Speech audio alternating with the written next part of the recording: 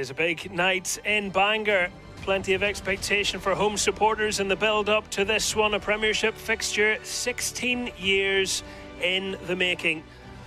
It's a crucial league game as well. Bangor with already 3 victories on the board.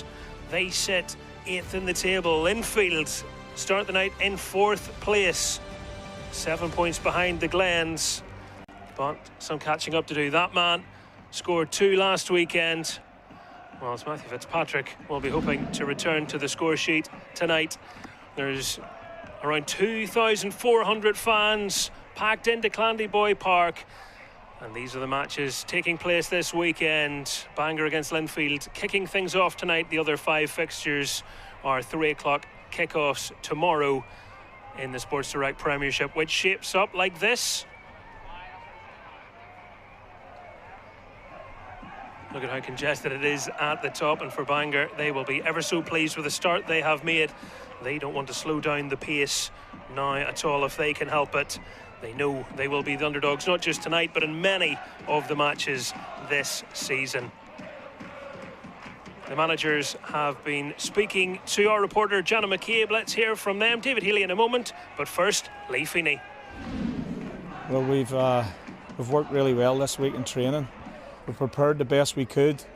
So we're going into a game now with feeling good about ourselves, because the last lot of games we've put on good performances.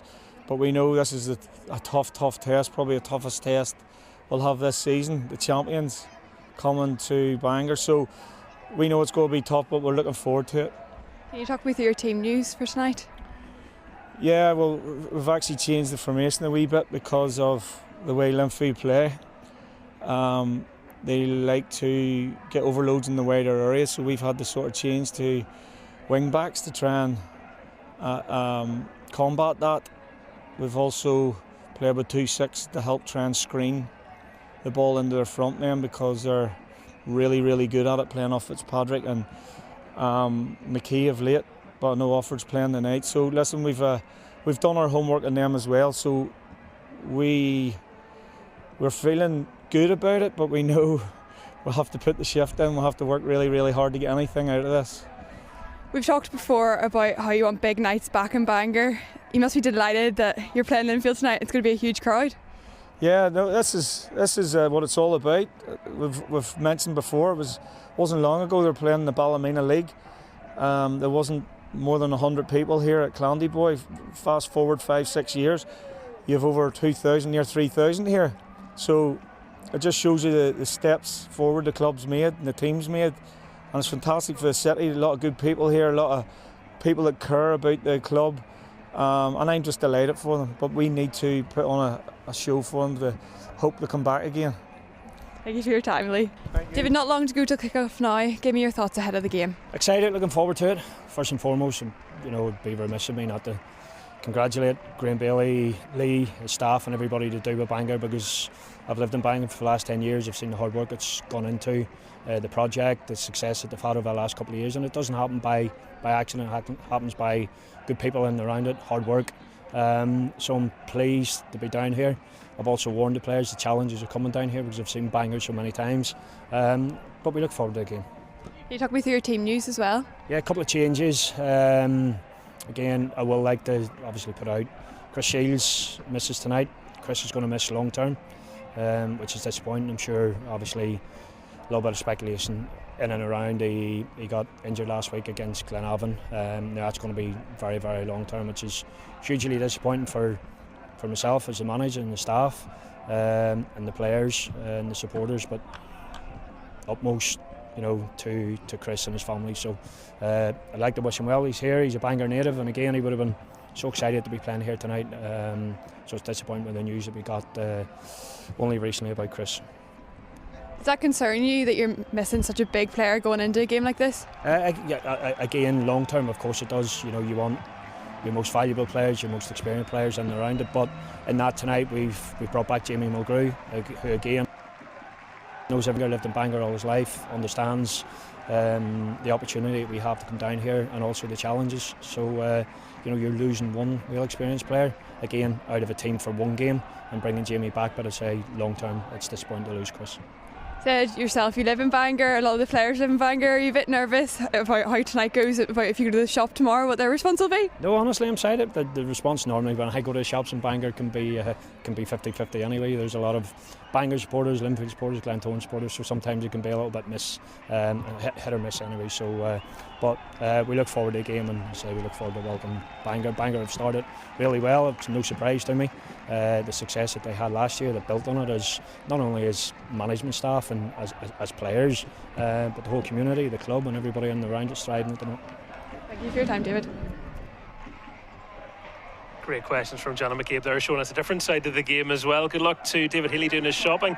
Here's how the home team line up. First of all, 2 changes for them as Kevin McGuinness earns his 3rd start of the campaign. Stephen McGuinness is back from suspension, and Mark Hockey facing the club that he won 3 Gibson Cup medals with. For Linfield, 4 changes in total as Sam Roscoe starts after 4 games. Amongst the substitutes, Jamie Mulgrew is back, seeing his first action since being out with an injury after the Shelburne clash in August. Kirk Miller, the testimonial man, flanks their midfield, and Kieran Offord back into the starting 11 to partner Matthew Fitzpatrick in attack. Looking after proceedings tonight is Tim Marshall. He's our man in the middle. And the atmosphere really is building ahead of this one. Linfield in their change strips, Bangor in their traditional colours. So good to see a packed stand and fans all around the perimeter of the ground as well. I haven't quite mastered the kick-off, but a man who will master his commentary tonight is alongside me, Limavady United's Philip Lowry. Philip, great to be with you for this. Michael, and it's great to be here, and what an occasion for Bangor. And you've seen Lee Feeney's interview just before there, just how much work's gone into to get them here to play in these big games. And you know, when they got promoted, they done the hard yards last year, and those fixtures came out. This was probably the top of the list. You know, Linfield at home, they're the champions. There's a lot of added space that David Healy mentioned there. A lot of players live in Bangor, including himself as the manager. So brilliant crowd in, and really exciting game ahead. We've seen what Bangor can do at this venue, not just this season but last. Such an impressive campaign that led them to the championship title and saw them go so far in the Irish Cup, right up to the semi-finals. Let's not forget that. And with all that in mind, maybe we shouldn't be surprised with how well they've started this year. Definitely not. And you know, they've got a nice blend there of players who maybe haven't sampled the top division. Obviously Arthur's would be the big one jumping out, and then they've got, you know, the opposite of that in the likes of Mark Hockey there, who's got so much experience. So they've got a lovely blend of sort of experience and newness to the league, and that's working really well for them so far. You look at the home games that they've had, they've managed to turn over some big names in Cliftonville and Dungannon, and as you come up, obviously your home form is going to be absolutely crucial, and I'm sure they'll go into it tonight. Yes, of course, they have to respect Linfield, but they'll have a right go. Well, that's exactly what they're trying to do from the off here, venturing forward in good numbers and moving the ball into the penalty area where there was a queue of yellow jerseys lining up. And for David Healy's team, they do not want to be caught out by Bangor, do they? After the defeat 10 days ago on the road to Ballymena United, it's been far from comfortable on the road so far from them, a little uncharacteristic, and tonight they know it's going to be a difficult one. It certainly will be, and you mentioned, you know, Linfield have had 2 away games in the league so far and haven't managed to pick up a victory, albeit difficult games in Glentoran and a recent defeat to Ballymena. So from being at Linfield, any game you lose is, no matter if it's at Windsor Park or away from home, it's deemed not good enough. And David Healy, of course, has those high standards that he holds everyone account to, and they'll be looking to bounce back tonight and get 3 points. And we've seen the league table beforehand. Glentoran have obviously started really, really strongly, and Linfield playing slightly catch up with those European fixtures that they have. So playing the Friday night, I always think it's good if you can get 3 points on the board, and then it's over to the other teams. And of course, with Glentoran playing Larne tomorrow, one of those will potentially drop points. A number of former Linfield players in the Bangor lineup, including the Bangor goalkeeper Gareth Dean.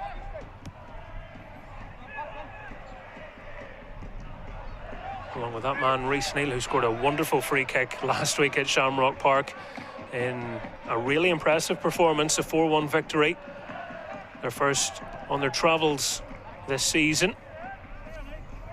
Yeah, and it's, you know, when you come up, obviously it's always said that the home form's absolutely crucial, isn't it? And those away victories like last week will be a massive shot in the arm for Bangor. By all accounts, thoroughly deserved their victory, and scoring 4 goals away from home against anyone in this league is fantastic. And in these opening 3 or 4 minutes, both sides just feeling each other out. It's hasn't really settled into anything yet.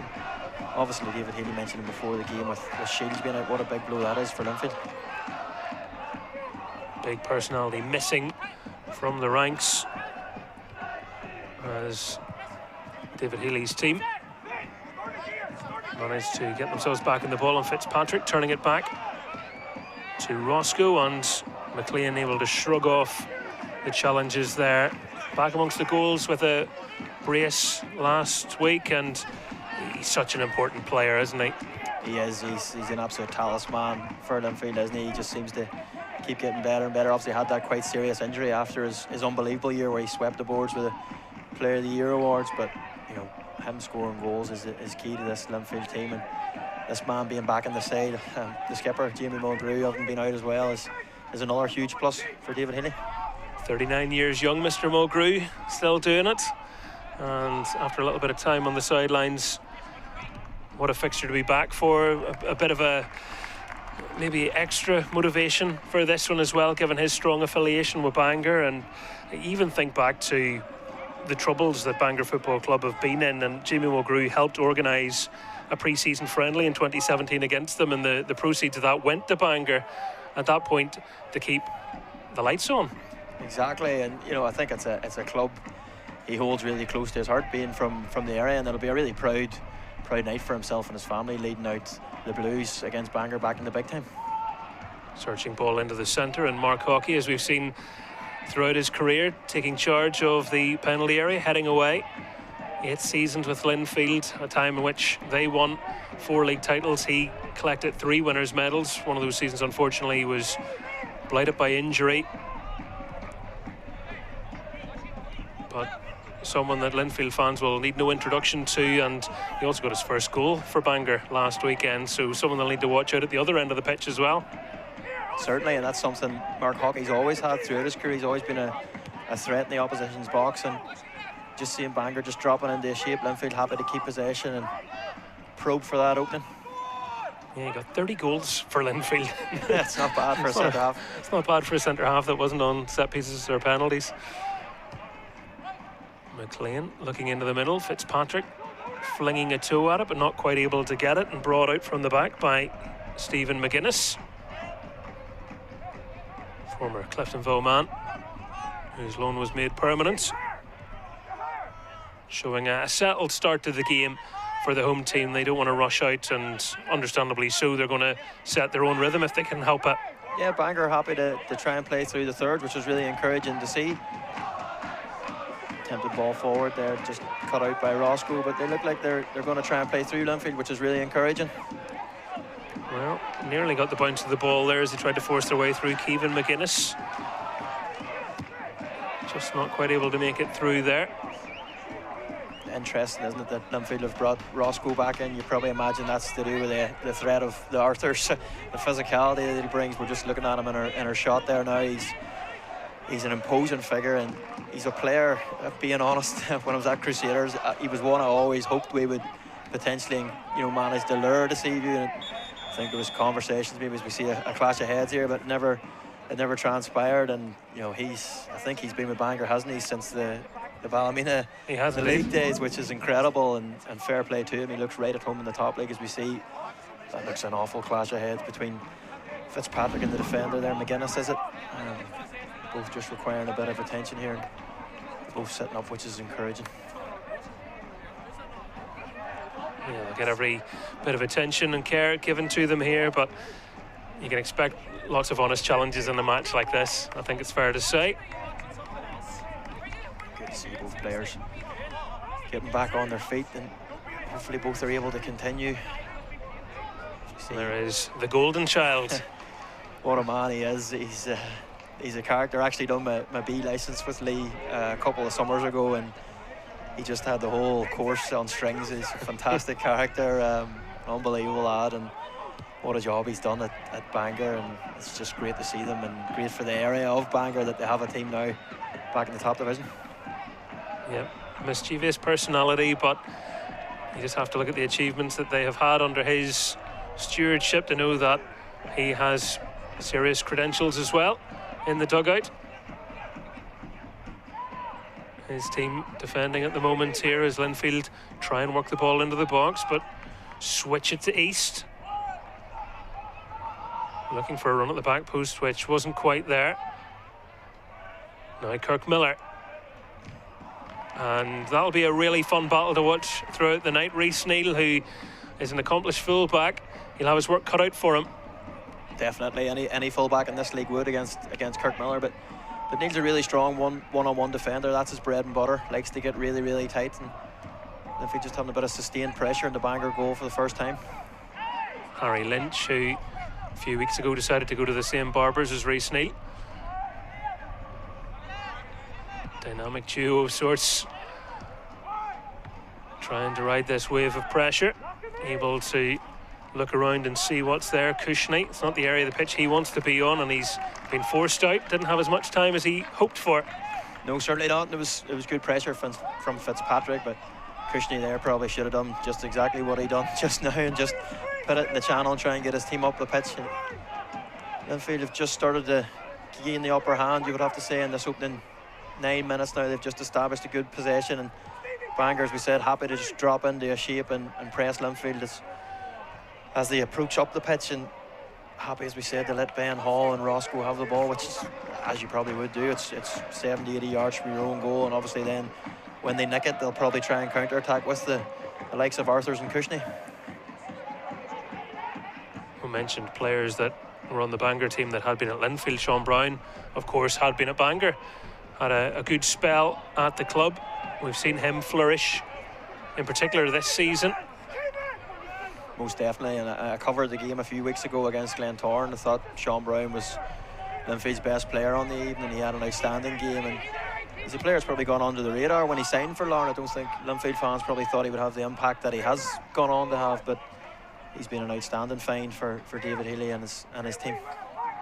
Well, I remember being on the pitches of Super Cup NI a few years ago when Manchester United were saying, who's that boy, he's got a great cross on him. So when coaches of that calibre are saying you've got some good qualities about you, it's no surprise that people are now starting to talk about where he might end up. Let's not get ahead of ourselves, of course. Linfield have him, he's their player, and he has to establish himself at Linfield before he can worry about anything else, but he certainly is a promising talent. There's no doubting that. Yeah, and just Bangor just recently at the last couple of goal kicks, and we see it here again, just guilty probably of overplaying slightly. I feel just you've got Arthurs up there, just use him, drop one into his chest, see if he can hold it up. You know, has he had a touch yet in the opening 11 minutes? I don't think so, and I just feel that when you've got a big crowd in and you're playing against a big team, you want to get your big players involved early on, and I wouldn't mind just seeing Bangor just lift one into him, see what he's got, see what he makes of, you know, going up against Ben Hall and Roscoe, and if there's going to be any joy there for him this evening. Such a difficult task, isn't it? When you're sitting deep like that, if you want to clear it first time, if you hit the forward, you have half a chance, but if you don't, it's coming back at you, and he probably wants more of the balls to come forward quickly, as you're saying, but in the back of their heads they're thinking, it's going to come back on us. Exactly, and that's what's happening at the minute. Linfield happy to just keep the ball. They've got the numbers around Arthurs where they can just pass the ball around him, and they're working it into the final third here with Fitzpatrick. East will be able to keep that one in, watched by Gareth Dean, and under no pressure the keeper able to keep hold of that.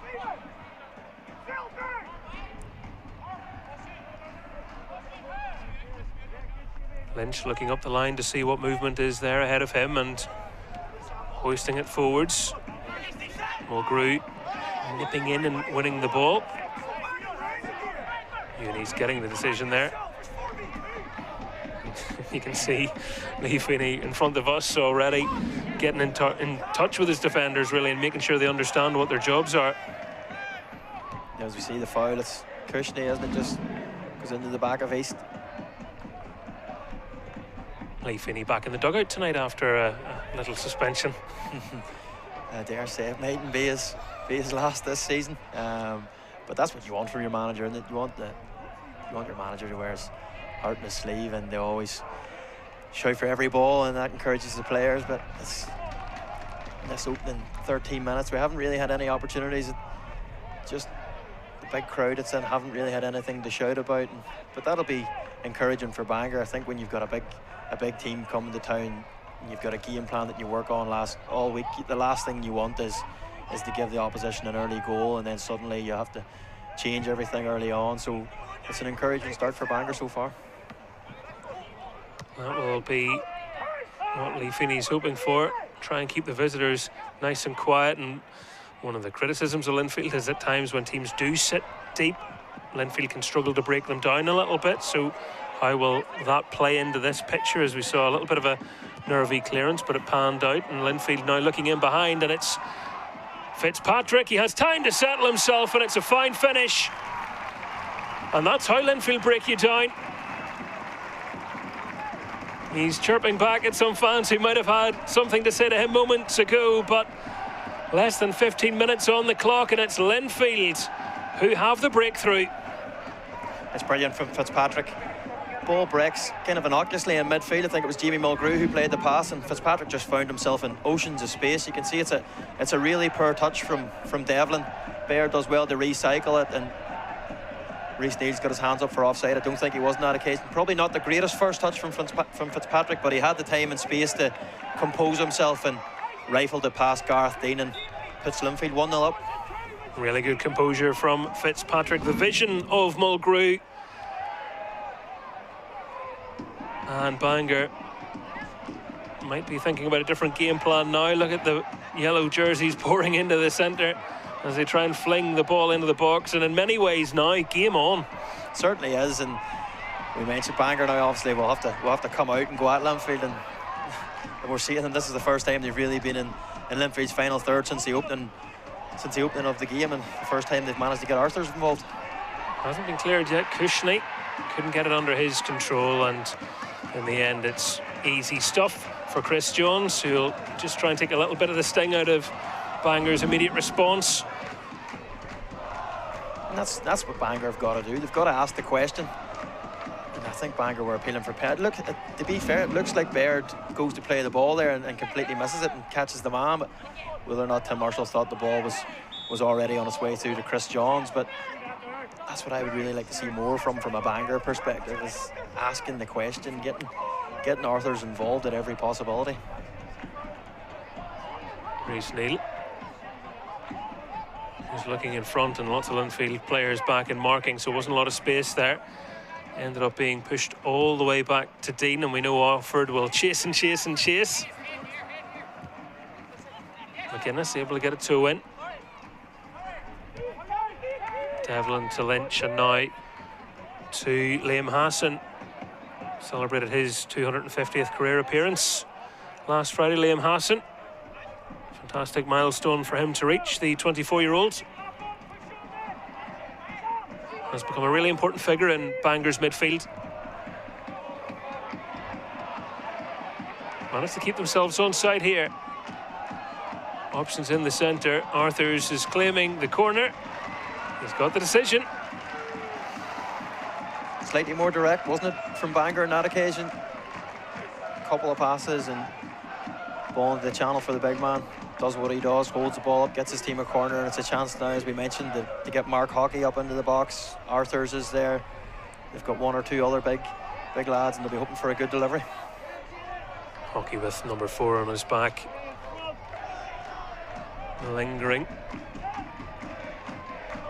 It is a decent ball in there. It was towards Arthurs. Linfield only able to partially clear their lines. Helped back on and just a little ahead of Kushney. Chris Jones was very quick to react. Good goalkeeping from Jones, wasn't it? He was alert to the situation. It was actually Hockey, wasn't it, who flicked it and just evaded. Kushney just needed a toe on it, but as we see, Roscoe uncharacteristically making an error in his own 18-yard box, and that gives Bangor a chance to again load the box and ask questions. Maybe a little bit of rustiness there, having not played the last few matches. Roscoe back in for this one tonight, but lost control of it there and invites a bit more pressure onto his teammates as Bangor go in search of a quick response in this game.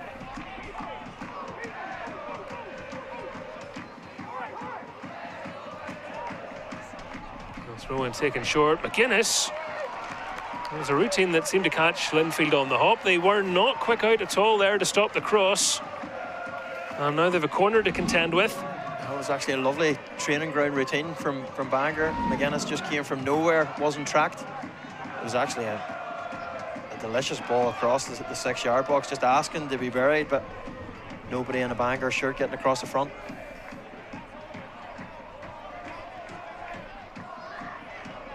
Linfield with bodies back, and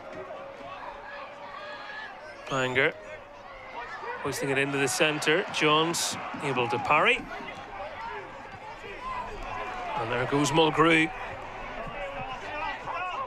charging away and looking inside. It's another fine pass, just weren't able to bring it under control, and Linfield that was a pretty clear holding of the jersey there. Concede the free kick, and Bangor have a bit of a reprieve after that challenge.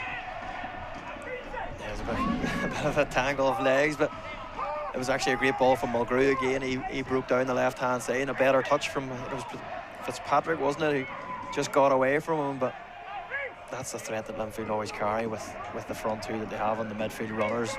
Can be devastating on the counter attack, and Fitzpatrick and Offord, they're alive to the situation on so many occasions.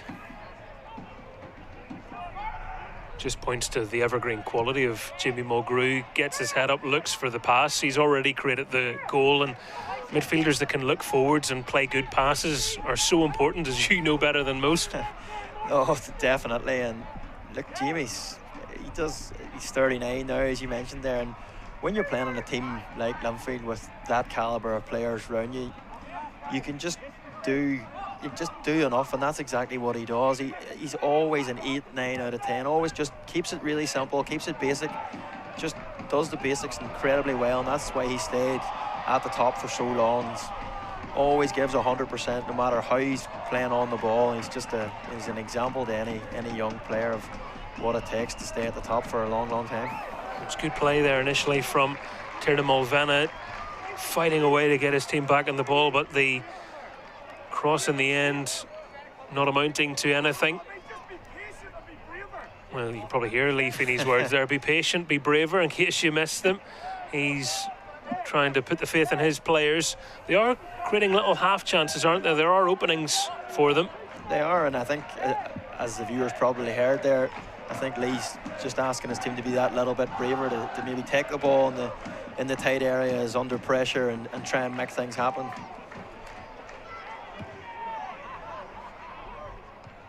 Plenty of distance on that kick, and flicked on for the young Scottish attacker. Offord, who's almost carved out something there for Fitzpatrick, just a little behind his strike partner.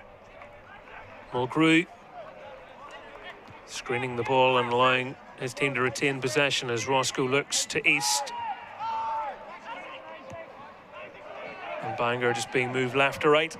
They are, yeah. They just dropped into a low block and happy to let Linfield have the ball, and that'll suit Linfield all night. They'll pass and probe, and they'll just be patient and wait for the opening. Trying to drop one in there, and they've done really well with that move. A little touch off from Fitzpatrick, and you could see the appreciation he had for Offord. Just was closed down before he could get it a proper shot away. Yeah, I just wonder, would he have hit that first time? Kieran, the way he's been playing this season, he maybe just fire a volley back across goal there, but decided to take the touch, and he was closed down. But Bangor just need to get a bit more pressure on the ball in those situations. Linfield were able to make 7 or 8 passes in their half unopposed and work a ball into a wide area, and if you keep doing that, eventually they'll make you pay. Kirk Miller on set piece duty. The ball breaks, and that was hit by Cal McLean with some force. It could have been heading into the top corner. He's asking about a handball here. What do you think, Philip? Oh, some strike from McLean, and you can see it there. I think it's Lynch. He's got his hands exactly where they should be. He actually has them behind his back. It does probably strike arm, but it's not a penalty for me. And the ball comes in, and the header down from Fitzpatrick through to Gareth Dean. His 8th outing tonight for Bangor. bowling it out as they get it forward to Arthurs. He's hoping his influence in this game can grow.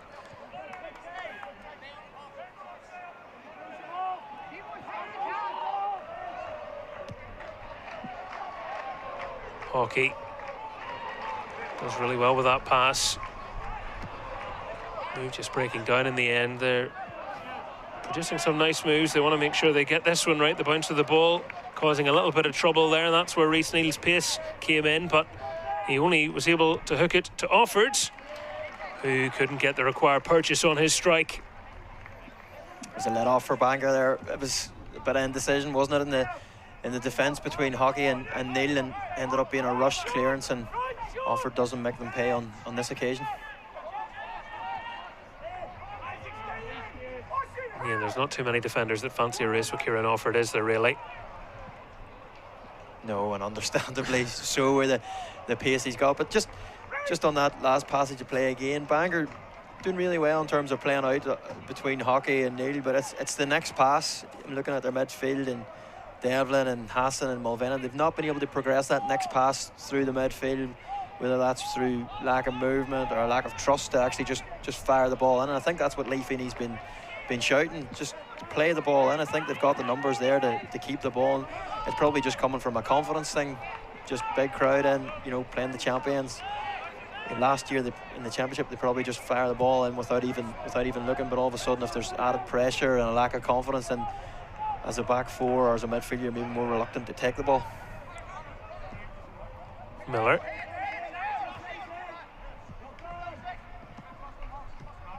Bairds.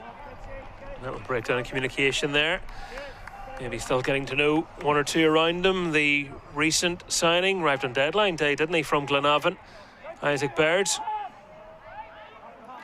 Yeah, it was a signing that I think once the transfer request came in, didn't it, from him, or he was placed on the transfer list by Glenavon rather, and it was kind of interesting to see where he would end up. And I'll be honest, I probably didn't see him making the move to Linfield, but since he's been there, obviously David Healy's been really impressed. I think he's probably started every game, or maybe bar one, and he's been a solid addition and probably ticks all the boxes in terms of physicality. And the next step to his game is probably goals and getting beyond the strikers and chipping in and affecting the scoreline every week.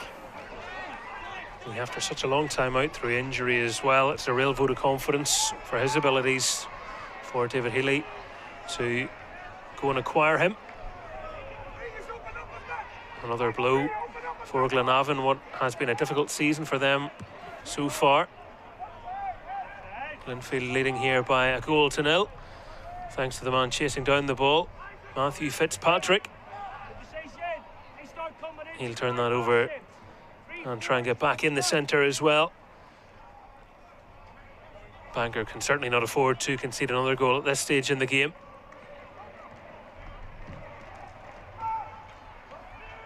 And there's no fear of it happening there. Bit of an aimless cross, really. Yeah, not like Kirk Muller to rush his delivery, and comfortable for Dean DeGaller. And again, Bangor just getting caught out as they attempt to play through the midfield. And Offord trying to get onto his left foot, and Dean does really well. Sharp reflexes from the keeper to stop that one from sneaking in at the near side. It's a good save from Dean, isn't it? And it's that man Offord again.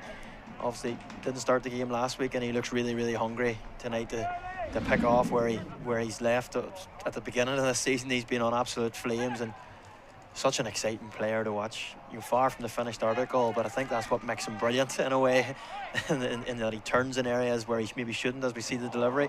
Well, Linfield, a proper connection there, and they could have been talking about 2-0. Mulgrew has two men around him. He somehow got away from both of them and found his teammate. Brilliant play from the Linfield skipper. And it's going to be another corner. Last touch off a Bangor player. Brilliant from Mulgrew. I'm not sure how he managed to get out of there. Two men round him, and left foot of East. It's a fantastic delivery, isn't it? I think it comes off Mark Hockey last for a Bangor corner. But Linfield are knocking on the door here, and it's really important for Bangor just to try and batten the hatches down and not concede a game before half time. Yeah, they can certainly feel the pressure being put on as Linfield turn it in. And Fitzpatrick and Offord embrace. Offord might have got the last touch in that, but Linfield have doubled their advantage. It's been coming, hasn't it, Michael? They've been knocking on the door, and another fantastic delivery. Fitzpatrick heads it back across goal, and I think Offord just gets a touch on it as we see it here. Yeah, it looks like Offord heads it in just before it crosses the line. Bangor questioning offside. Looks like, is it maybe Arthur's at the front post, plays him on there, but it's 2-0 Linfield, and you have to say they've been well worth it. They've been superior in this opening half an hour. Obviously losing the game against Ballymena away from home, David Healy's probably made them well aware of how difficult the place Bangor's going, but their attitude's been spot on. They've been really, really professional, and they're certainly worth their 2-goal lead. 5th league goal of the season for Kieran Offord, and 8th across all competitions. And Linfield in a real position of strength now, as this time a flag does go up to buy Bangor a breather in what has been a really tough first half hour for them. It has been really tough for Bangor, and I think the issue, as I kind of alluded to earlier, they've obviously been told by Lee to play out, and when they work the ball between Hockey, Neil and Lynch, it's that next pass. They've also been told to try and play it through midfield, but the midfielders just haven't been able to receive it in the back foot, try and play forward and get their front men involved. This looks like the most likely route in terms of just going direct to Arthur's, because when they try and play it through, Linfield are either closing their midfielders down before they can get turned, or their midfielders aren't in a position where they can receive it facing forward. So it's been a really, really difficult opening 30 minutes for Bangor, and they just need to be really careful that the game doesn't get really far away from them here in this next 15 minutes. So both of Linfield's front men with a goal tonight. That'll please their manager, David Healy. 13 points from a possible 18 coming into this fixture for Healy's side. But they are in the box seat in Bangor. Fitzpatrick's had a brilliant opening 30 minutes here. Just complete performance, as it always is from him these days. We've come to expect that from him, but leads the line, but also adds a lot of quality to proceedings as well. His touch, he brings others into play, and I think the biggest difference for him now is when he gets chances, more often than not, he's banging in the back of the net, and he's getting the numbers to go along with his performances. And you know, David Healy, anytime he's interviewed, he's always so complimentary of him, and we always talk about how much his teammates value him, and he's been an unbelievable signing for Linfield. Brown able to get there despite the pressure of Kushney, which affords the hosts a throw in. Kushney taking it to Neil and charged down, but Feeney's side back on the ball.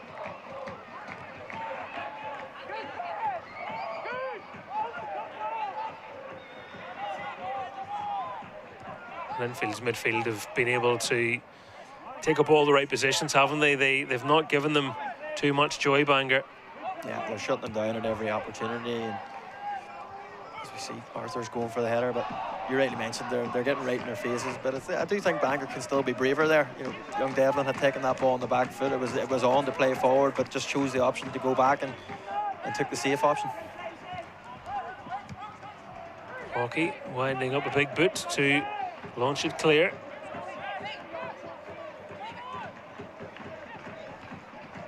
And now here goes Neil. He loves getting into that sort of territory. And it was between the two players that were hoping to be on the end of it. Yeah, it was a decent ball from Neil, just slightly too far for Arthur's.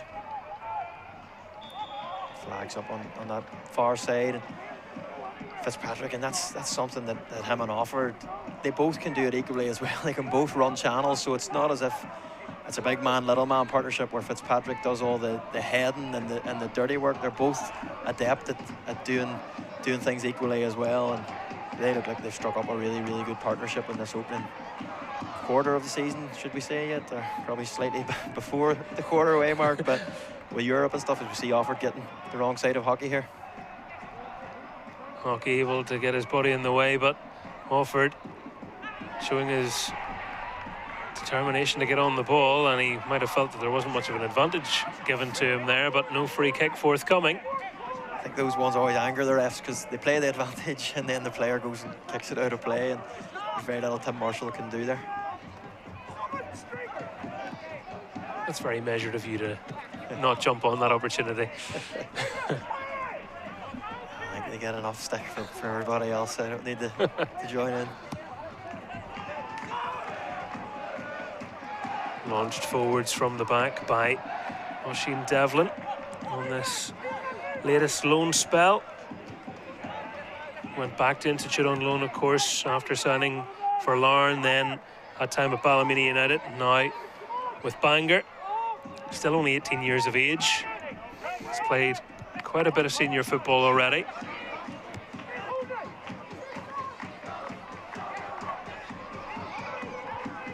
Oh, well, not quite the picture he had in his mind there, Roscoe. It's a corner.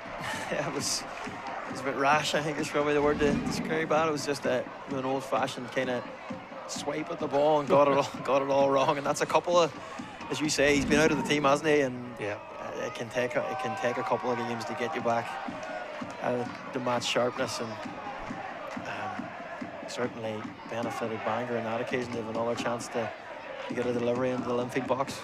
He's just glad it wasn't on target. So another set piece for the Seasiders.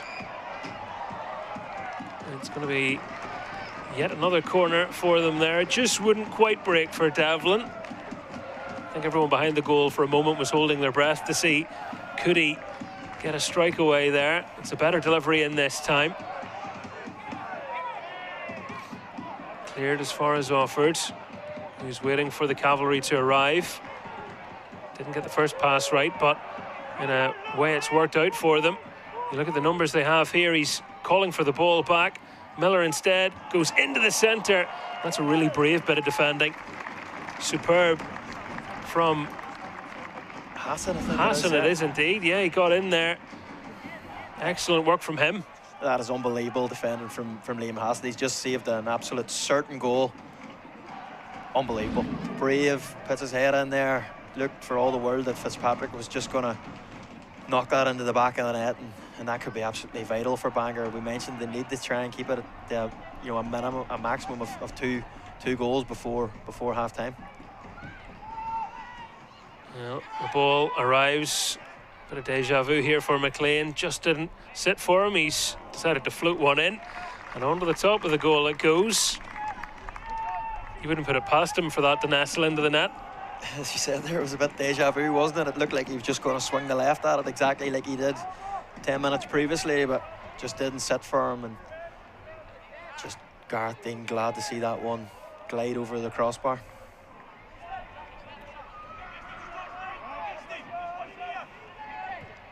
We're 2-0 down, hanging on. 3-0 would be all she wrote. But Hassan's superb defending has given them that opportunity, at the very least, Bangor. And he's working hard now in his more natural position, finding McGuinness and trying to be that metronome in their midfield. Can they turn and get a run at goal here? Mulvena, ball into a really good area, and the reaction from Ben Arthurs tells the story. He feels he maybe should have been there. Yeah, and that's better from that's, I think, what Lee Feeney's been shouting for his team to be doing all half, playing the ball forward, trying to progress it through the lines. It was the first time we've seen Mulvena, Hassan or Devlin actually get beyond the Linfield midfield. It was an excellent ball in, and been there so many times where you maybe make 4 or 5 runs beyond the back four, and the one that you hang out hoping for it to come to you, go straight where you've been the last 4 times, and that's exactly what's happened to Arthurs on that occasion. He probably should have just gambled. As we see McGuinness down, requiring a bit of treatment. Yeah, the body language doesn't look good, and you just wonder whether they're going to need to look to the bench for a change. Jack O'Mahony might be an option in that right wing back position, because you just see him pulling up there. That's usually the end of your night when that happens. Can't imagine they're going to want to risk him, but we'll see what they do. He looks done, doesn't he? He looks when you see someone pull up like that and it's muscular, it's very difficult to continue.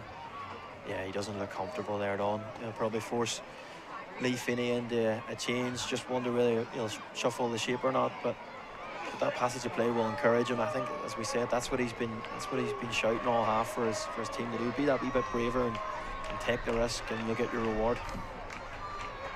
Did have a few first-team appearances for Linfield earlier in his career, Kevin McGuinness, and he came into the club signed from Ballyclare last year. And on this opportunity to get back into the starting lineup tonight, it looks like a premature end to his night with that hamstring injury, which is so unfortunate for him. But when it comes to injuries like that, you have little choice, I'm afraid. It's really disappointing, isn't it, for him? And he comes from an unbelievable football family. And it looks like Jack O'Mahony is just going to come on from, who of course has Premier League experience with Coleraine and Ballymena and Glenavon. So this game certainly won't faze Jack O'Mahony. We'll see whether they do deploy him as a right wing back, because he has played in that position for Bangor despite being best known as a midfielder. Looks like for the time being it is a straight swap. Yeah, so Jack O'Mahony on for Kevin McGuinness. Just got a bit sloppy from Linfield's perspective in the last 5 minutes. A few offsides where they hadn't really need to be offside offered. Fitzpatrick just going too early when they don't need to. They've got the pace on Bangor's defence, so they've just sort of dropped off. They're probably happy now just to coast and get the half-time with a 2-goal lead and go again in the second half. If you're David Healy, you will be very happy with what you've seen so far tonight in Bangor.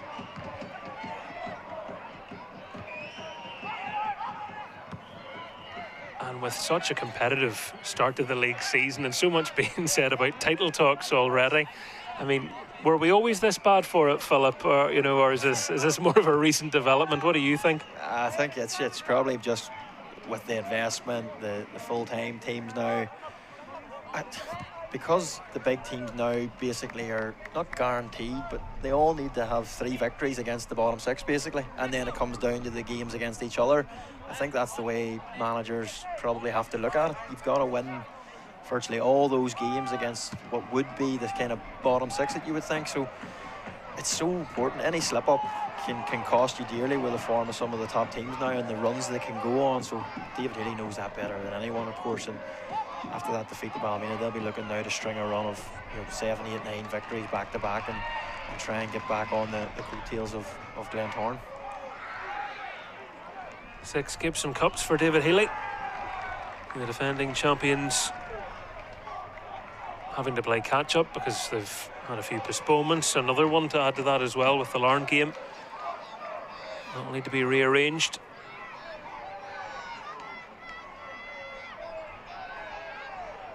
Neil with the throw in now for Bangor. For all Linfield have done right, the last thing they need is to concede before the interval. Well, we put the cat amongst the pigeons. Ball blottered away. Mulgrew able to get his head to it. Stabbed through, but not to anybody in home colours. Neither side able to put a string of passes together here. O'Mahony. Kushney. Referee says no foul, and Baird.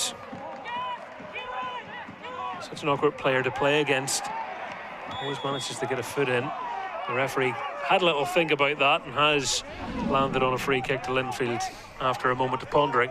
The ball changed hands a number of times in quick succession there, and I actually think that's a foul to Bangor. It's the other way. Tim's got that wrong after a held back on him previously. Offered to actually kick the calf of Devlin there, and that was a free kick to Bangor. Well, if that's the only mistake he makes tonight, he'll be happy enough, I would venture to add. Mulgrew, Brown, the flick on, offered, hasn't quite managed to get there in time. That's out for a goal kick to Lee Feeney's team.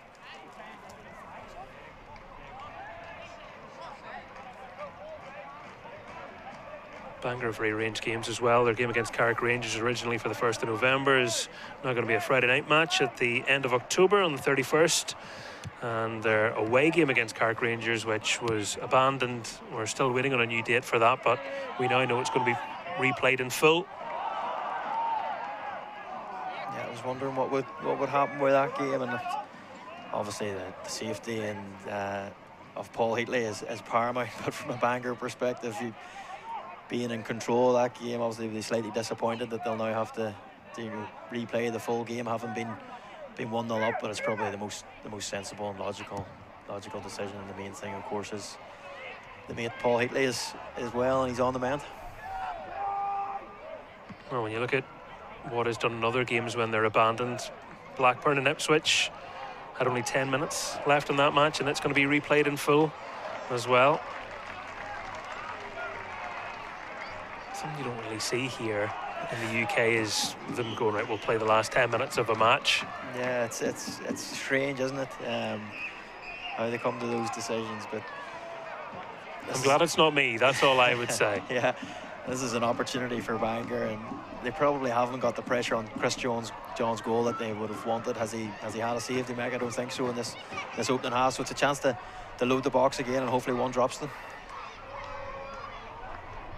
30 seconds left of normal time in this first half, and the touch on. Looks like it hit the chest of Fitzpatrick there, despite a few half-hearted appeals behind the goal. Mulgrew. Into the air it goes, and in behind he goes.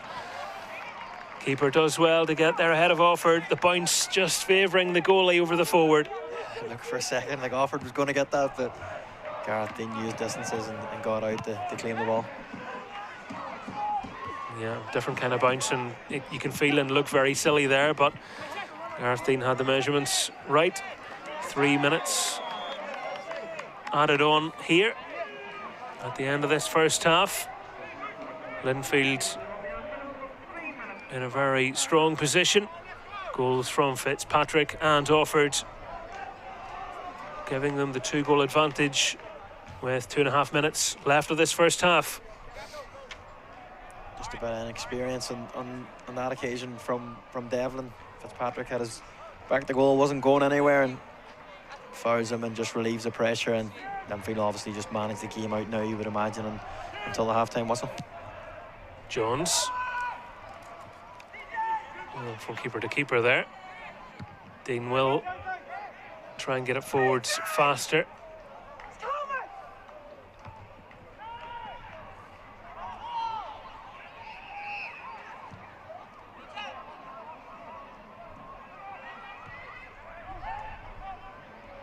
Looks like two teams that just want the half-time whistle to go, doesn't it? Yeah, it does. It's just entering a bit of a lull, but I think Linfield will be keen to get Bangor in and just regroup, go again, and try and work a way to get a bit more pressure onto the Linfield goal in the second half. But from Linfield's perspective, they just want to keep doing what they're doing. They've been in complete control for large parts of this first half. Well, here goes Baird. Linfield looking to threaten again as time runs out at the end of the first half. Throw in going their way. I think that is a bit of a sore one, to say the least.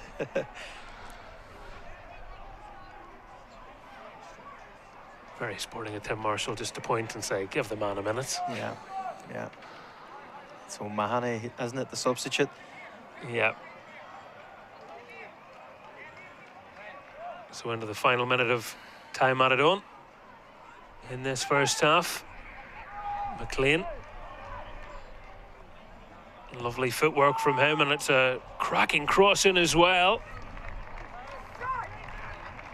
Goal kick, the verdict there. But he did well, didn't he? It looked like he was initially just happy to stay in the corner, but was able to find that little bit of space and put in a really inviting ball.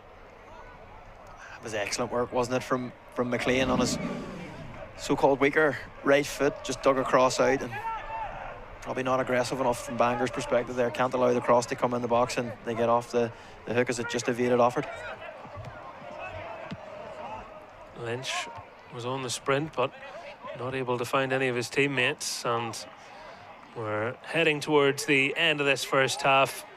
where a big team talk will be coming for those Bangor players as they try and find a way to fight back in this game. It'll all be about the next goal, won't it? That old cliche will very much be the case, because the half-time whistle has sounded, and that's the man that got things up and running for Linfield. Matthew Fitzpatrick able to settle himself and bury his finish after 15 minutes before Offord made it 2-0 after 29. Fitzpatrick again involved, getting it across the face of goal, and Offord with the glance in on the goal line, making it the first half all about the visitors and not so much for the man on your picture there, Lee Feeney, who will have to scratch his head a little bit in terms of how they turn things around, because it's all about Linfield at half-time. Philip Lowry. Certainly, I think, you know, being totally honest here, I think Linfield have looked a cut above Bangor, and the difference in class has probably showed in that opening 45 minutes. Linfield very composed in possession, haven't really looked under threat at any point in that first half, and 2 goals probably could have been another couple if they're slightly more clinical with the final pass. But I think for Bangor's perspective, they just haven't been able to get going in an offensive regard as we get a look at this opening goal. It was scrappy. It was a poor touch from Devlin in the midfield, and Mulgrew looked up. His eyes probably lit up when he see Fitzpatrick in so much space, and we mentioned his touch probably wasn't the best, but still had the time and awareness to compose himself and fire past Gareth Dean. Mulgrew getting his head up and just spotting that pass, and as you say, able to set himself and able to respond in a positive way for his team, getting the goal. And this is how Linfield won the corner, with some great work down that side from Mulgrew. East providing a wonderful ball in, and Hockey doing his defensive duties, but from the set piece, met at the back post and then found free in the centre was Offord, and he won't get many easier finishes than that. No, and when you see that goal back, you're probably asking the question, could the goalkeeper have came for it? I think Fitzpatrick taps that ball at the back post, slightly under the crossbar almost. Obviously they've probably put men round Gareth and he hasn't been able to come for it, but fully deserving of their 2-0 lead.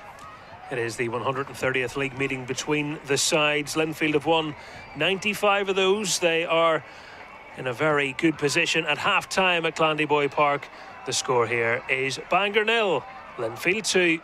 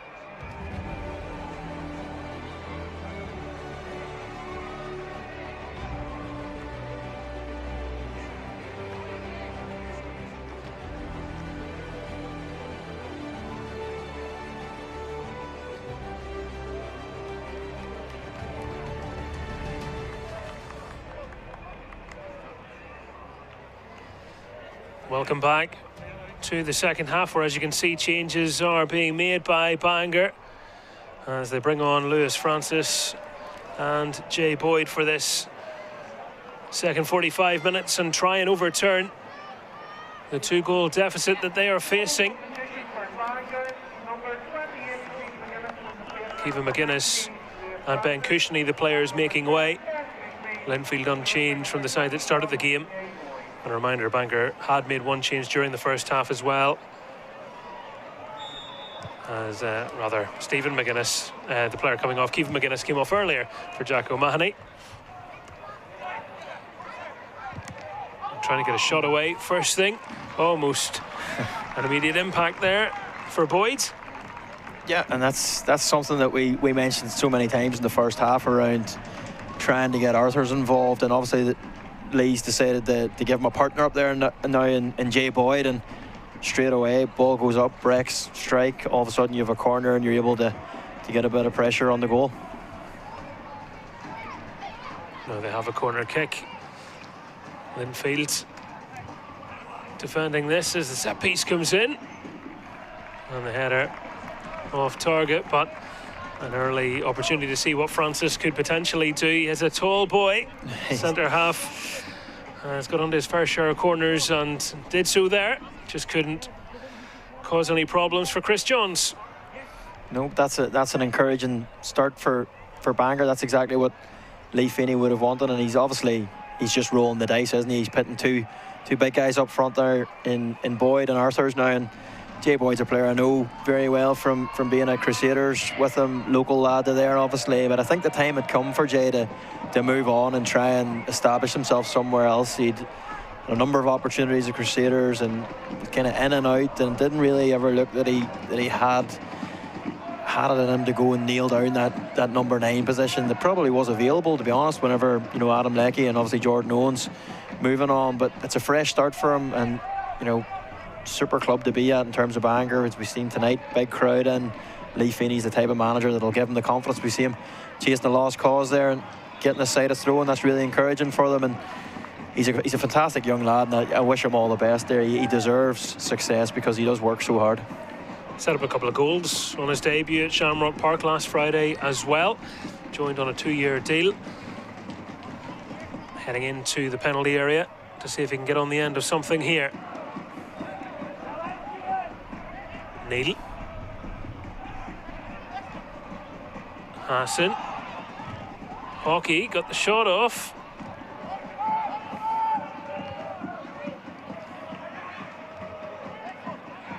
Bangor with a positive start after the restart. Neil wants it on his left foot, able to do just that, and Arthurs was waiting. Jones knew what was coming and got there. Much better from Bangor though. It's been a really positive start, and they've been able to play in Linfield's half, which they did not do at all for large parts of that first half. And certainly there's encouragement there that if they can get one goal back, all of a sudden the crowd gets up, the atmosphere goes up a couple of notches, and suddenly things aren't as comfortable for Linfield. But the next goal is crucial, isn't it? They always say that at 2-0. Whoever gets the next goal, well, obviously if it's Linfield, that's curtains, but for Bangor will give them added impetus.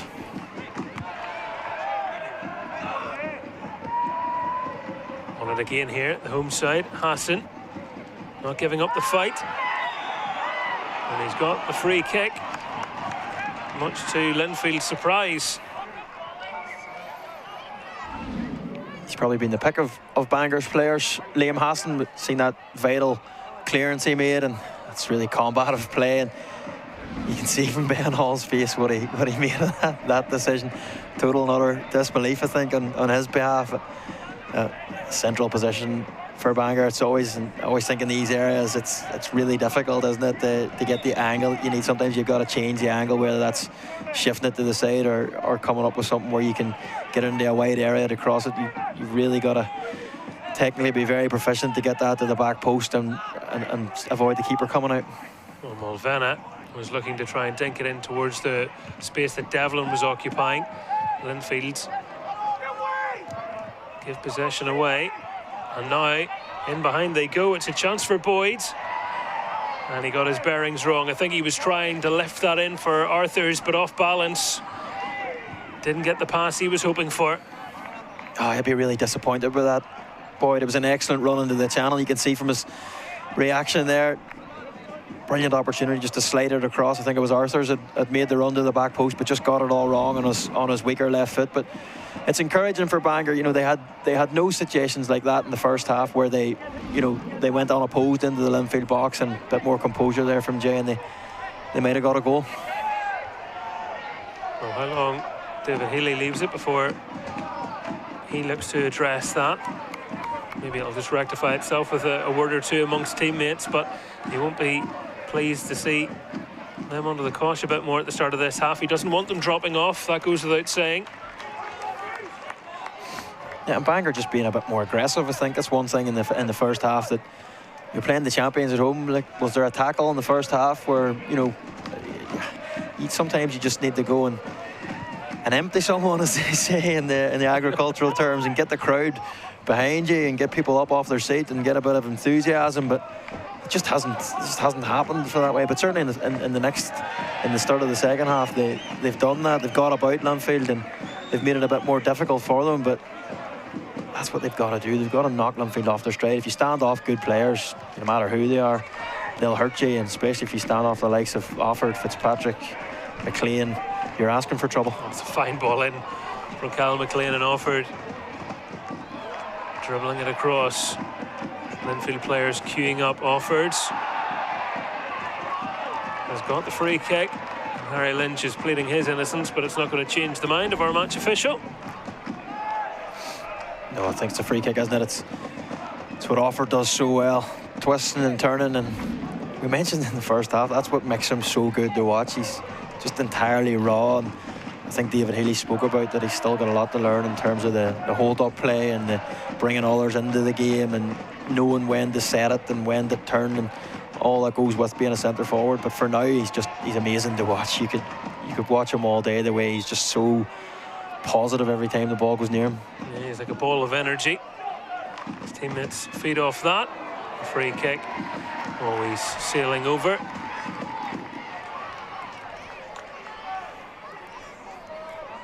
Gareth Dean able to watch that all the way from Cal McLean.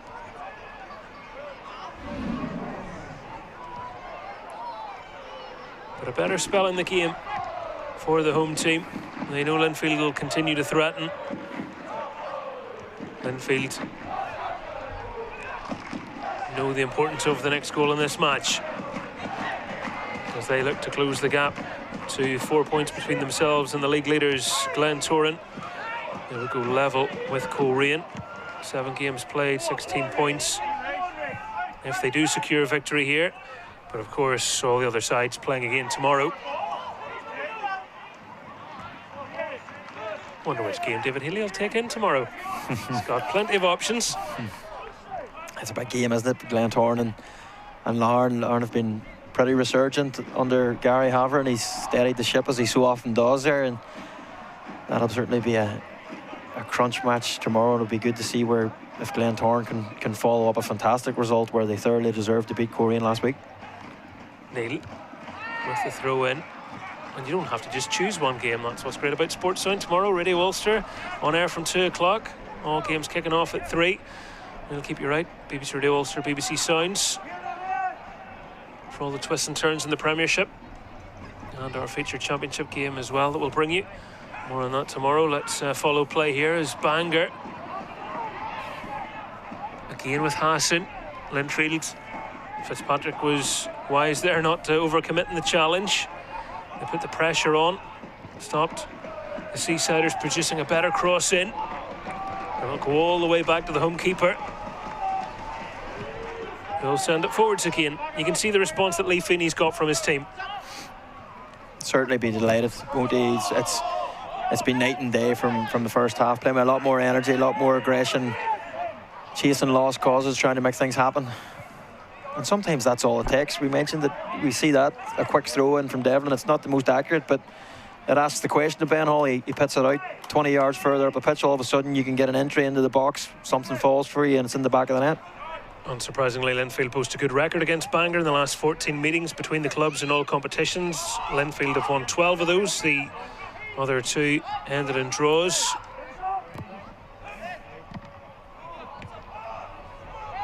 Venturing into Linfield's box more this half. Bangor offered, showing lots of strength there, and how has he picked himself up again? I mean, he was trying his level best to keep going, which is so admirable. He got the free kick, he's taken that quickly.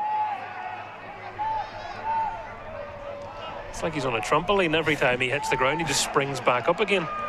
He thought about the shot there. Baird will keep the ball moving for Linfield. Kirk Miller didn't realise his teammate had gone the other side of him. But first back to help win the ball again. Be interesting to see what David Healy does with his midfields with the long-term absence now of Chris Shields. That's such a big blow for them, and with Jimmy Mulgrew only coming back into the team, will he get the full 90 tonight? Will they have to think about conserving his energy as well? Yeah, that's losing a player, Chris Shields, no matter who you've got in reserve, is always going to be a massive blow. And Jimmy Mulgrew at 39, I think it's as fit as he is and as good as he is, there's no way he can play 90 minutes, you know, especially when you start getting into the cup competitions and 3 games a week, etc. And certainly he could probably start, but you're probably not going to get 90 minutes out of him. So there's opportunity beckons then for other players. Obviously Baird's came in, McLean's there, Archer's on the bench tonight, who I thought was really good for Linfield last year. Looked like he was going to kick on this season, but hasn't really happened for him so far. But David Healy knows the qualities he possesses, and he's probably a player that we'll see more of moving forward. If you're joining us late, both the goals in this game scored in the first half. Fitzpatrick and Offord. Bangor advancing up the pitch, and certainly not going out on a whimper here.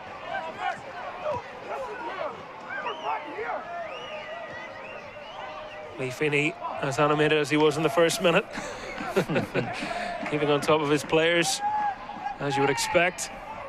Arthurs, he'll get it back again. Boyd.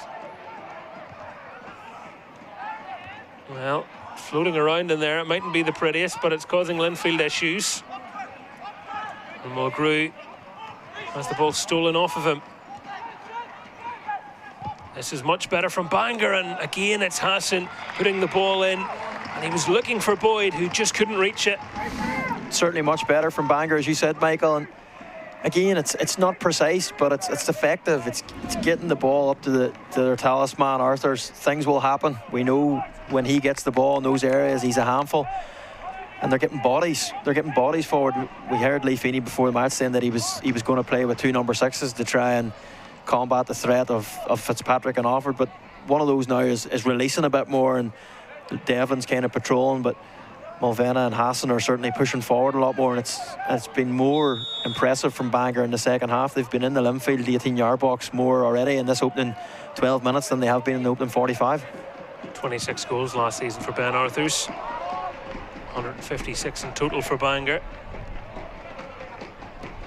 Brilliant story, isn't it? Somebody who's gone right through the leagues with them, and just goes to show when you've got, you know, effort and commitment and a bit of quality to go with it, just how far you can go. And we mentioned he looks at home, doesn't he, in the top division, and I think he signed a new contract, didn't he, at the beginning of the season, or he's extended his stay here, which, well, Bangor fans will be delighted with that, won't they, because he's been such a talisman for them over the years. Yeah, it's a statement of intent, and you look at where the club is now and where they have been in the last decade, it really is night and day.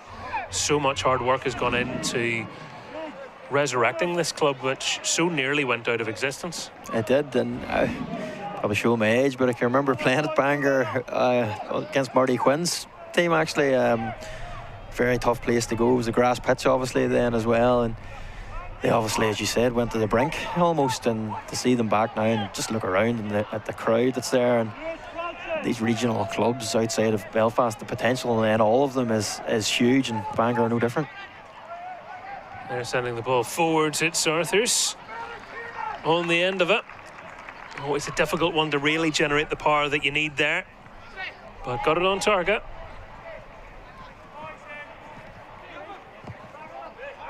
A few warning signs just starting to appear for Linfield. They're still in such a strong position, of course, but they can't afford to drop off here.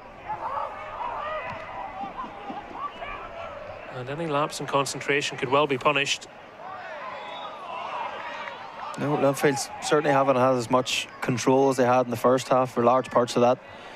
First half they were very comfortable in possession, weren't being put under an awful lot of pressure. Mulgrew and McLean were keeping the ball for fun, really, and didn't have many people in their faces, where it's been a bit of a different story now. But this is one of Linfield's strengths in terms of game management, isn't it? They know how to take the sting out of things, and Chris Johns in no rush just gives them respite, gets them up the pitch, and that's what they've been masters at over the years. Well, it's been quite some time since a Bangor player scored a competitive goal against Linfield. You have to go back to Andy Morrow in the County Antrim Shield at Clandyboy, November 2004. Wasn't yesterday, Philip? No, certainly wasn't. The ball arrives for Bird. And just for a moment, everybody paid attention to that. Decent effort from him. Was a decent effort, wasn't it? Just sat up perfectly for him. Probably just put off slightly by the pressure from the Bangor player there. Probably slightly rushed it towards the end, but decent effort nonetheless from Baird.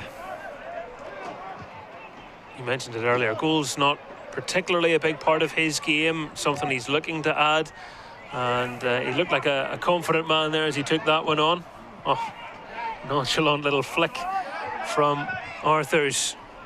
Neil getting the ball into the centre. Mulgrew trying to take it out, unable to hold off the challenge, and then he's fouled there.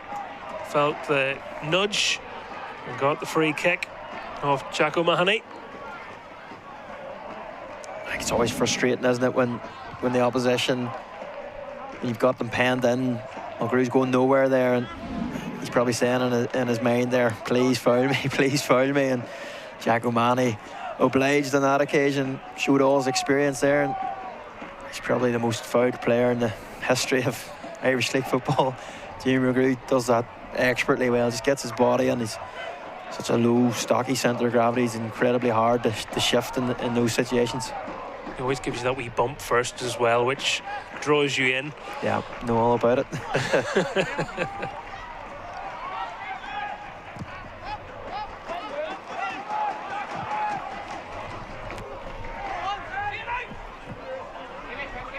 Francis handing over throw-in duties, and it edges them up the pitch.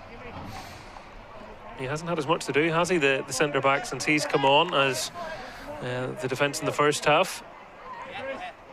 No, and Neil's a player I really enjoy watching for Bangor. Seems to have a lot to his game, doesn't he? He's got long throw, he's got an excellent left foot, very good one-on-one defender, and he looks like Arthur's right at home in the top division. He's been really impressive here in the first half, in the game, first half as well as this part of the second half. And you could argue only getting towards the prime of his career as well at 27, you know, plenty of time ahead of him, but we're seeing a matured left back at this point now, and he's always been a player with a great delivery and a great burst of pace as well, but you're seeing what he offers in this Bangor team. Yeah, and again, Bangor just not doing anything special there, but just turning Linfield, leads to a mistake from Brown, and again, corner comes, they've taken it short. Yeah, they are not having it their own way at all in this second half, Linfield, and that is credit to Bangor. Yet another corner for them now. 63 minutes gone. The team that are doing the defending, looking to hold on to their 2-goal lead.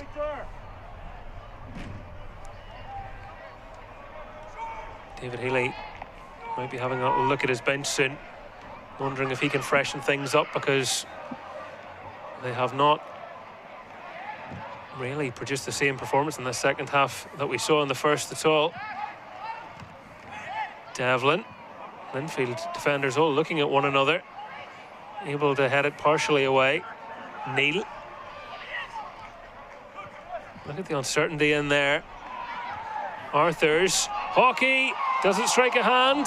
He thought about appealing, and in the end, the fact that he doesn't probably tells you that there wasn't much in that. It's a corner kick, but Bangor is certainly knocking at the door. They are. I think Mark Hockey was probably appealing in hope rather than expectation there, but Bangor just keeping the ball alive. It's actually a big chance for Hockey, and I think it just strikes Hall on the chest on that occasion. Certainly wasn't a penalty, but good pressure from Bangor. Well, there's the corner. Keeper comes and parries. Throw into Bangor as they keep up this bit of momentum that they have grown into in this game. 20 minutes played of the second half, and Linfield on the back foot, not doing particularly well with balls into the box. Ricocheting around again. Francis got his body between ball and man and was able to get it into the centre, but Linfield, who were dangerous on counter-attacks in the first half, looking to try and break away and do something here and end the game.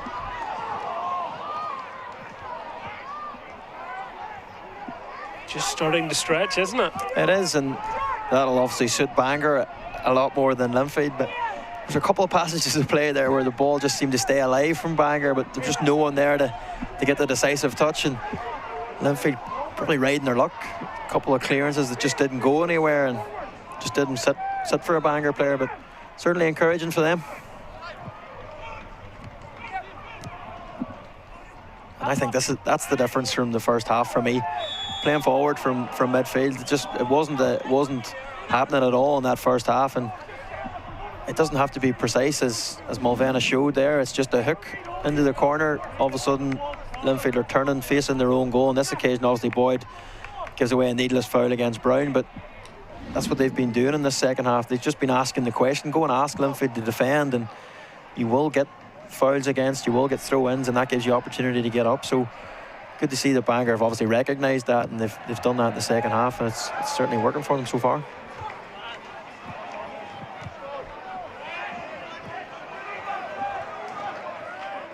Brown missed kicking into touch. Bangor getting the throw in. Their defence looking a lot more settled.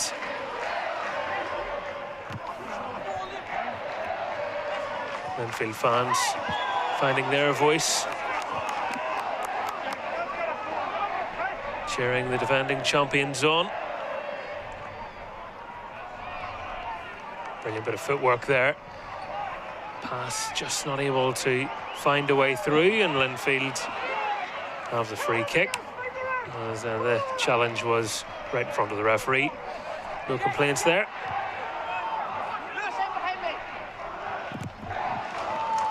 Brown, it's a cracking pass from him. Fitzpatrick drawing the oohs and ahs from the crowd. That was quality for Fitzpatrick, I have to say. What a touch. Kirk Miller around the corner to Fitzpatrick. Brilliant.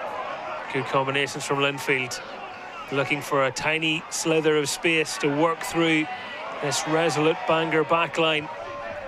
Mulgrew, McLean, more tempo to the passing. It's in. Fitzpatrick couldn't get the firm connection. Just seemed to slide off his forehead when he was trying to direct it into that bottom corner. It's the best passage of play from Linfield, hasn't it, in this second period, and it was all through that man Fitzpatrick. He had a couple of glimpses in that move that were just pure quality. Pulled one down from the sky, and then we seen a lovely ball round the corner, and that's a chance where he should be hitting the target at least, shouldn't he, from there with his head. He'll be disappointed with that one. Well, Linfield seemed to have woken up after a bit of a sleepy start to the second half. Numbers in the centre. Garthine, happy man to see that pop up into his gloves. A little moment of uncertainty there as he tried to ping the ball and get them on a quick counter. You can feel momentum just slowly shifting back again to David Healy's team. Yeah, and that's so important in the big games when you're Bangor and you're on top. you've got to score and make it count, because you know the opposition will come again and they'll bring the quality that they have, and that's what we're seeing from Linfield now in this last 5. A little over 20 minutes remaining at Clandyboy Park on this first match of the weekend in the Sports Direct Premiership. With the former Linfield man Mark Hockey, who drives out from the back, former Glenavon defender as well, had his testimonial match against Linfield in the summer, which was in some ways a send-off to both clubs. Quite a nice moment for him to be able to have that ahead of his move to Bangor, where he's worked his way into the starting lineup after such a trying period of his career with injury. To be playing regularly again, such a big boost for him and for Lee Feeney, who also has the likes of Cal Owens to call upon, not in the starting lineup tonight. Yeah, Mark's been an unbelievable ambassador for every club he's played at, and you can always tell a player, every club he's been at has a glowing reference on him, don't they? Glenavon, he's a legend there. He's obviously a Linfield legend, and it's a nice period now for him to go to Bangor for a fresh start, really, and probably just see out his career there, and he'll be hoping that it's a successful one. And great to see him, as you rightly said, he's had some torrid injuries over his career, but he's always came back and always committed to the rehab, and it's great to see him back out there enjoying his football.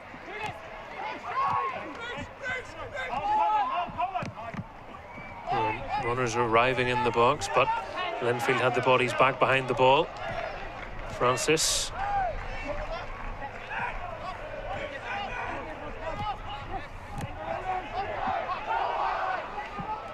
Back with Hockey once more.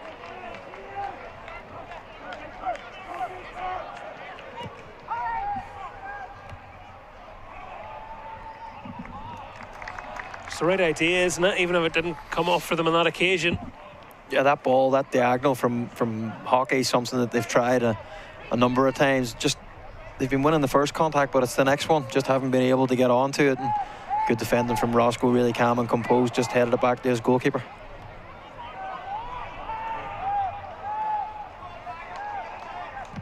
Jones wasn't going to be allowed as much time as he might have hoped for.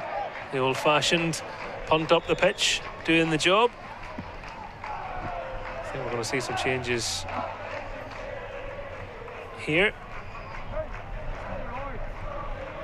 And it's going to be Archer and McKee introduced for Linfield.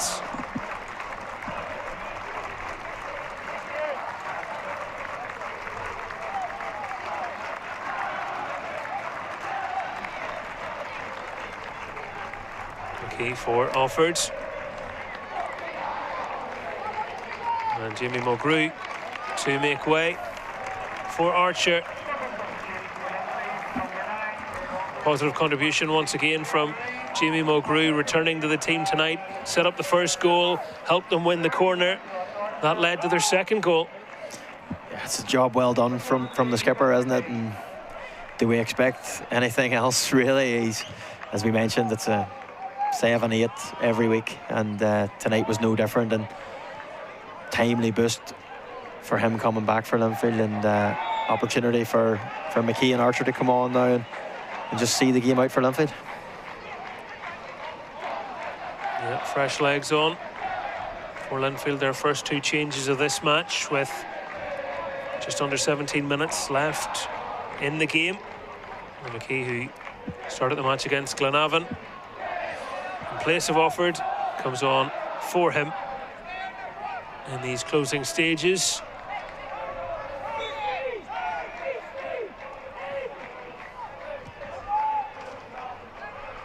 Thought about going into the box, instead electing to go for East.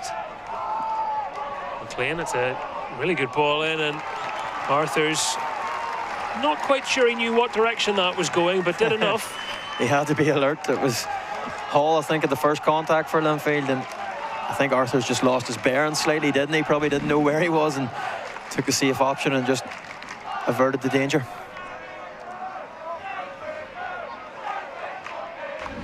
Bangor just glad his muscle memory didn't kick in there. He's a couple of yards out from goal. He's got a header. usually puts those in. Behind it goes for the corner. The testimonial man, Kirk Miller, standing over it. Delivery nodded away. He'll get another go at this, but the bounce meant that he actually didn't. And nothing fancy there for Brown. Give the ball boys a run into the nearby estate to go and find that one. Yep. If you're Bangor now, you've just got to empty it, don't you? You've got to throw bodies forward in the hope that something drops. Entering the last 15 minutes. As we mentioned, there's a huge crowd, and it's in tonight. It's great to see, and I think they're all baying for a Bangor goal to make it an exciting last 10-15 minutes. It doesn't really look like it's coming. They had that spell, didn't they, after half time, and the goal didn't arrive, and it's kind of entered a bit of a lull for them, and Linfield have come back into the game. Yeah, we've seen what they've done against good opposition in this ground, as the free kick goes to Feeney's team. But Linfield, to their credit, established the lead early on and haven't really looked back.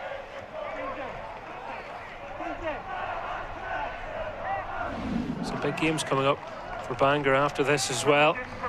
Home game against Coleraine, next in the league, as we see Harrison coming on. And they're so pleased to see the skipper back on after missing the last 4 matches through injury.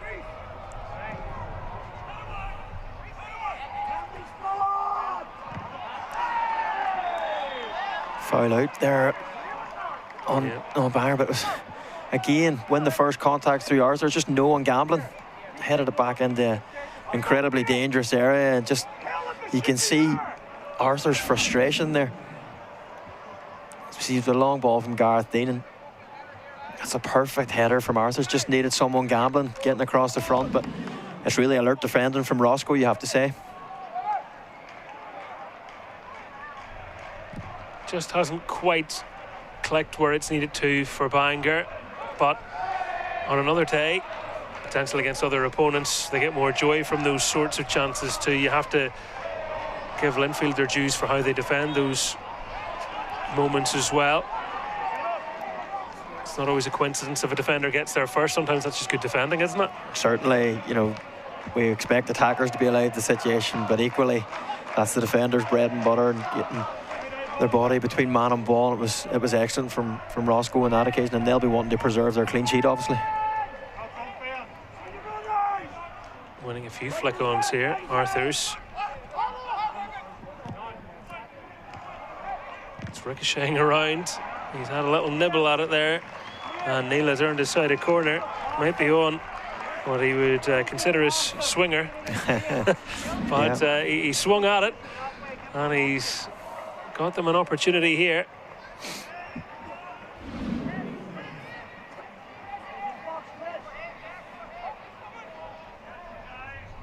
Harrison having come on for Devlin, amongst those jostling for a place in the centre. Hassan off the head of Hockey. That's a good save by Johns. That was a really awkward one for him. And Mark Hockey, well, he's doing everything he can to score in his second consecutive match. That's an excellent save from Chris Johns. It's been like so many chances for Bangor that just recycled it again. This time Hockey did get his head on it, and it's a really alert save from Chris Johns. You really cannot explain enough how important that is, because it might look like, okay, well, he saved that. If that creeps in, it's a very different game. Exactly.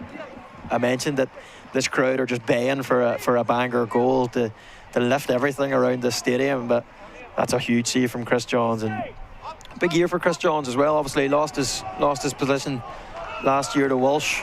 There was a lot of conversation around who would be the number one this year, and would Chris Johns potentially move on, but he's made the shirt his own again, and he'll be wanting to show the form that he showed in the first number of years that he was Linfield, where he was absolutely exceptional, and it looks like he's getting back to that form this season. Such a difficult position, isn't it, goalkeeper? There's only one of them, and for so long, as you say, the main man found himself out of favour, but patience and perseverance He's got himself back in there, and Bangor getting themselves back in there again.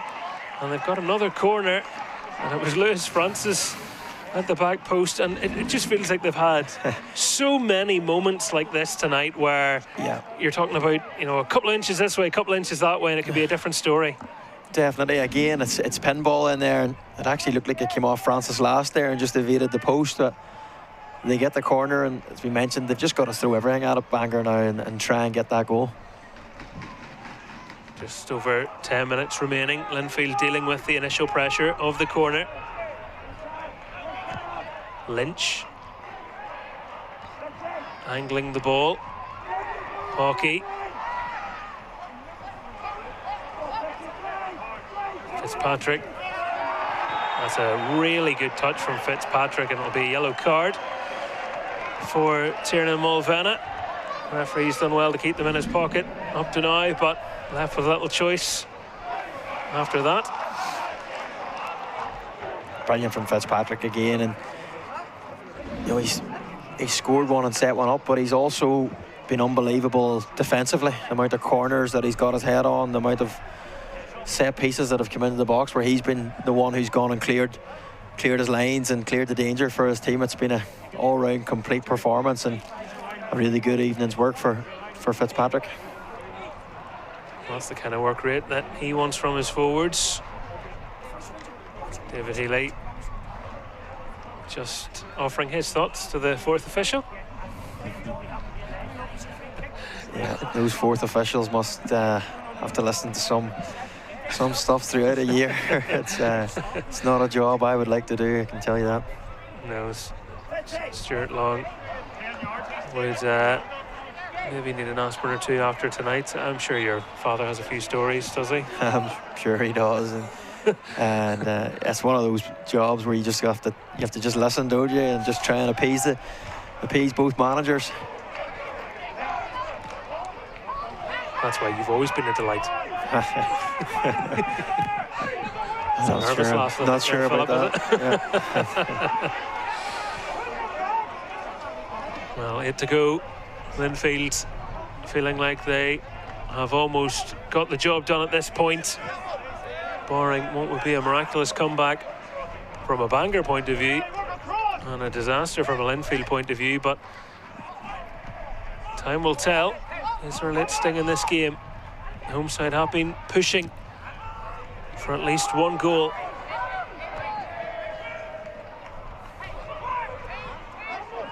Mulvanna.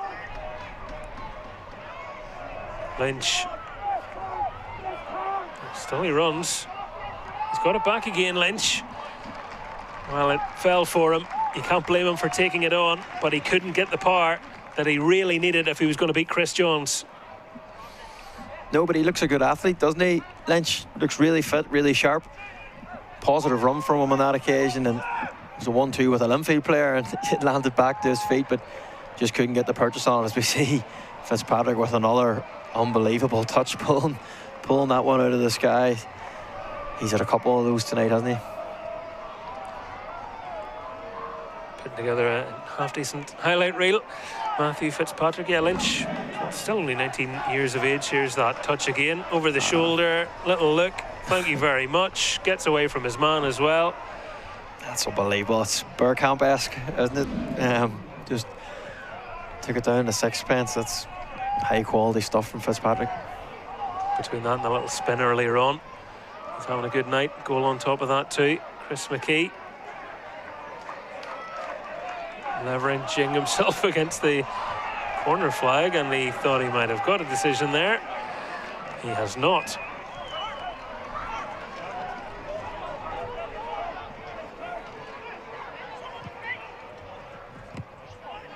Arthurs trying to turn that pass inside and open up Linfield's defence, but they saw it coming. McLean, another strong performance from him tonight, as Linfield get the throw in.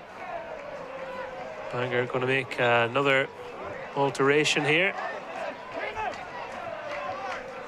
Not yet, they're not anyway. Play goes on for the moment. Conversation continues on the touchline, but flick not quite working out, and fourth official asking, are we okay to go now? Gets the answer. It will be Mick Morgan coming on, and Mulvanna making way. Morgan, who headed in that victory over Cliftonville, his former club, on the first weekend of the season. Looking to make an impact late in this game. His goal in that one came in the 87th minute.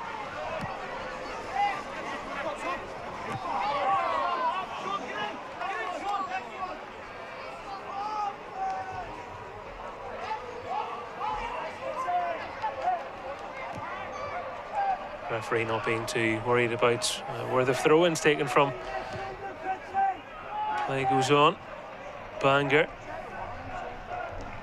just couldn't get the ball under control. Possession given back to Linfield, and these last few minutes in matches, I would have to presume, are quite difficult when you're 2-0 down, aren't they? Because you know it's pretty much fait accompli at this point. Exactly, and it's kind of petering out that way, isn't it? Linfield just have taken the sting completely out of the game, and they've managed to nullify the Bangor threat, and it's just about getting over the line now, isn't it? Just not conceding, keeping the clean sheet and moving on to the next.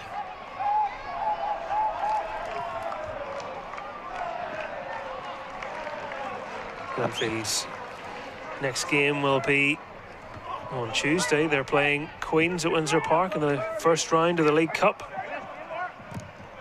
Crusaders after that coming to Windsor in the league.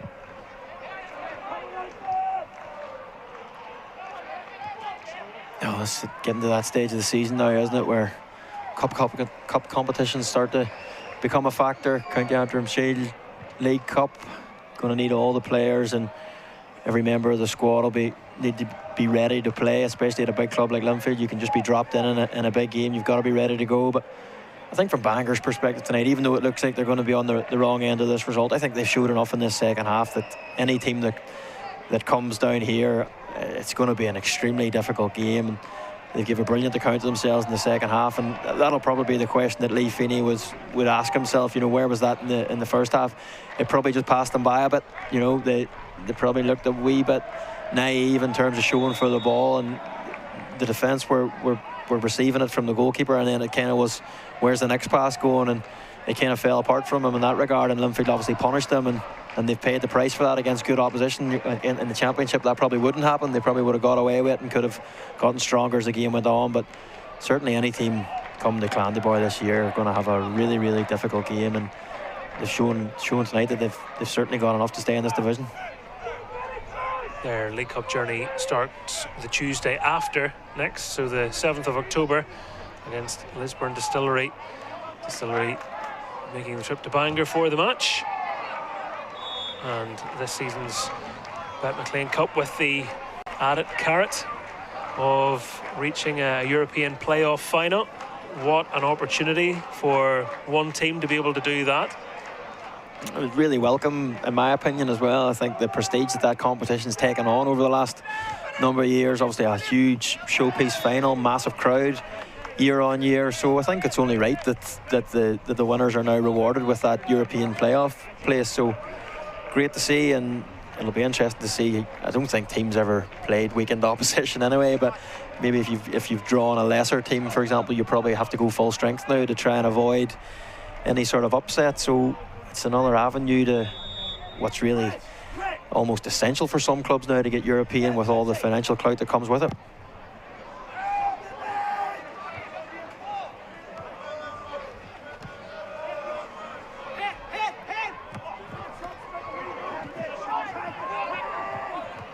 Challenge won there by Morgan, just couldn't find the pass he was looking for inside.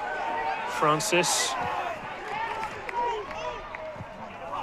has done well since coming on at half-time. Francis helped tidy up things for Bangor defensively.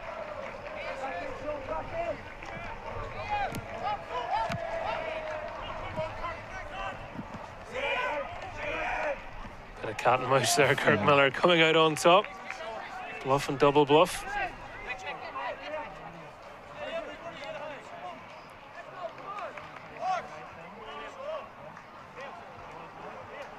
Linfield holding up their end of the bargain tonight, and that main defence moving closer to a clean sheet. Just 2 goals conceded so far in the Premiership for them. 1 in the draw against Glentoran after the single goal that saw them off from the head of Matthew Clark, of all people, at the Ballymena Showgrounds. You have to say they've defended well, haven't they? There's been a lot of balls, particularly in this second period, that have come in under the crossbar. Chris Johns and the big guys have stood up and headed them away. Fitzpatrick plays it in. McKee! Icing on the cake. Well, he shows his appreciation for his teammate, but it was a really good finish from the forward as well. You can see just how much that goal means to McKee as he gets his first in the Premiership of this campaign. It's brilliant again from Fitzpatrick, isn't it? Another assist to his name, and you have to say that's a really classy finish from Chris McKee.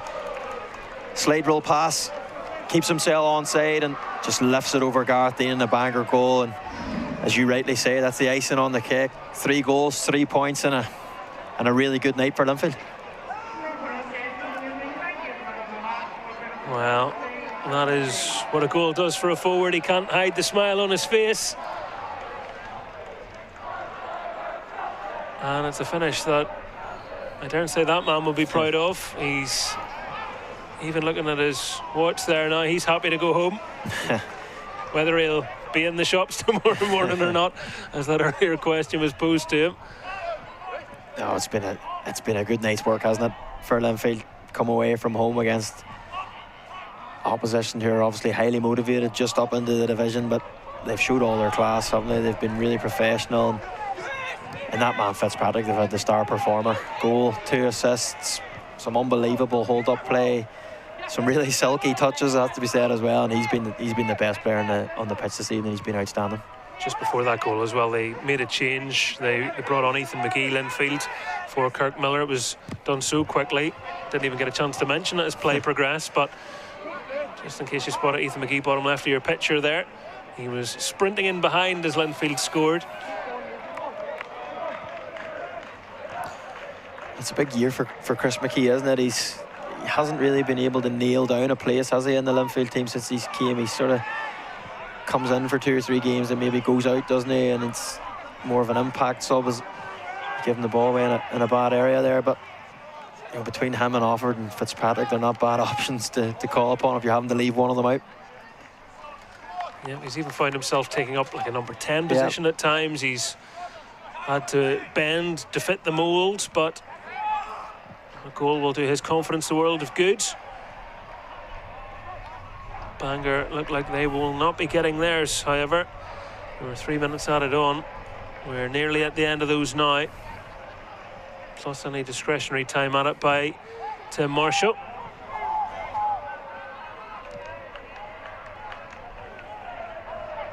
Morgan, neatly done by Hassan.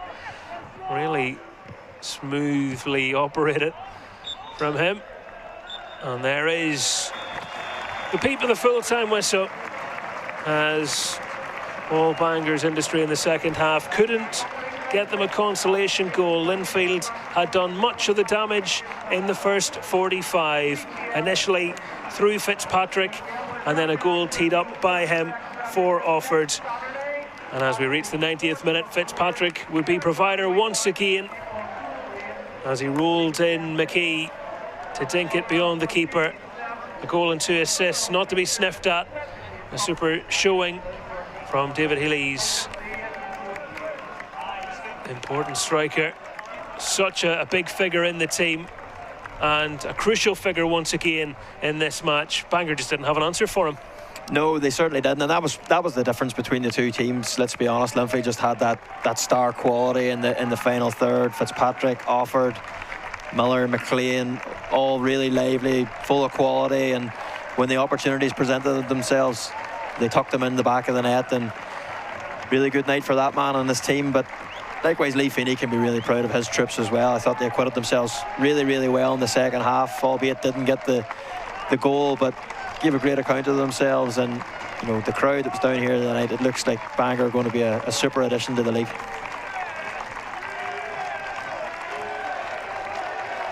David Healy acknowledging the travelling fans who chant his name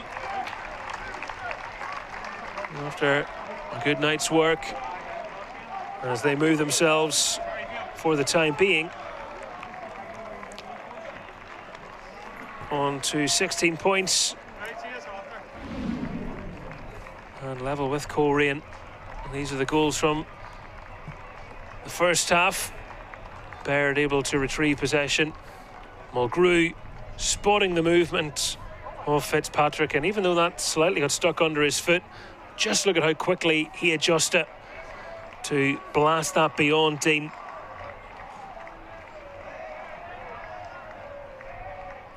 That sent Linfield on their way.